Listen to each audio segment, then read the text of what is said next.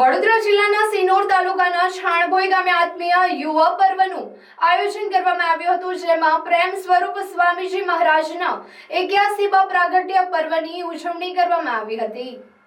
હરિધામ શોકડા સ્વામિનારાયણ પરંપરાના સ્થાપક બ્રહ્મ સ્વરૂપ હરિપ્રસાદ સ્વામીજી મહારાજ અને તેઓના આધ્યાત્મિક અનુગામી પરમ પૂજ્ય પ્રેમ સ્વરૂપ સ્વામીજી મહારાજની મહાદિયાની હીરક જયંતિ તેમજ પ્રેમ સ્વરૂપ સ્વામીજી મહારાજના 81મા પ્રાગટ્ય પર્વની ભવ્ય દિવ્ય ઉજવણી 27/12/2025 રોજ કરવામાં આવી હતી અને સાંજના 7 થી 10 કલાક દરમિયાન આત્મીયતા અને સહૃદય ભાવનો સંદેશ વ્યાપક બને તે માટે પોતાનો પ્રાગટ્ય દિન આત્મીય પર્વ તરીકે ઉજવાય તેવો બ્રહ્મ સ્વરૂપ હરિપ્રસાદ સ્વામીજી મહારાજનો અભિપ્રાય હતો। આત્મીય યુવા મહોત્સવમાં સ્વામિનારાયણ સંપ્રદાયના સંતો મહંતો મોટી સંખ્યામાં હાજરી આપી હતી। જુદા જુદા રાજ્યોના ધારાસભ્યો, ચૂંટાયેલા પ્રતિનિધિઓ, આજુબાજુના મહેમાનો ઉપસ્થિત રહ્યા હતા અને આજુબાજુ ગામના હરિભક્તોએ અંદાજે 75,000 હરિભક્તોએ ઉત્સવમાં ભાગ લીધો હતો। સાંજે 5 થી 7 કલાક દરમિયાન મહાપ્રસાદીનો હરિભક્તોએ લાભ લીધો હતો।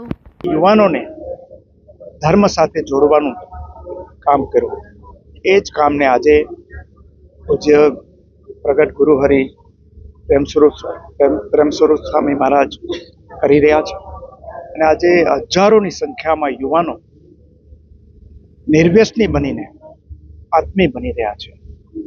આ કળિયુગનો મોટો ચમત્કાર છે। આટલા બધા યુવાનો એક સાથે વળીને અહીંયા મનને મંદિર બનાવીને અને તનને મંદિર બનાવીને પોતે તન મનથી પવિત્ર થઈને આ પવિત્રતાનો સંદેશો છે એ આગળ વધારીને સ્વામિનારાયણ ભગવાનનો જે સંદેશ છે એ આપવાનું કામ કરી રહ્યા છે।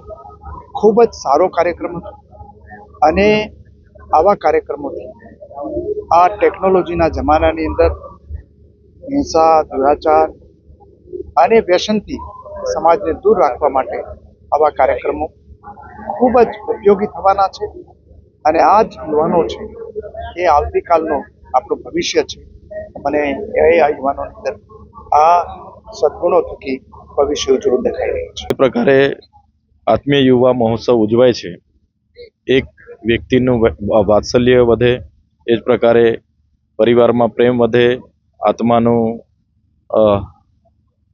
આત્માનું એક શુદ્ધિકરણ થાય। જે પ્રકારે સ્વામિનારાયણ સંપ્રદાય દ્વારા અમારા વિસ્તારમાં જે પ્રકારની કામગીરી ચાલે છે એનાથી અનેક યુવાનો પ્રેરાયા છે। કુટેવો હોય, કુરિવાજો હોય, વ્યસનો હોય, એ બધું દૂર થયું છે। સાથે સાથે પરિવારમાં પ્રેમ, સમાજમાં સ્નેહ અને બધી જ પ્રકારની પ્રવૃત્તિઓ અમારા વિસ્તારમાં થઈ છે। ત્યારે અમે ત્યાંના પ્રતિનિધિ છે, અમારી પણ ફરજ બને કે આ કાર્યક્રમમાં ઉપસ્થિત રહીને એમાં જે પણ અમારા થકી થતા પ્રયાસો બધા સાથે મળીને આ મહાયજ્ઞમાં સહભાગી બની અને કરીએ એ ઉદ્દેશ સાથે અમે બધા અહીંયા ઉપસ્થિત થયા છીએ।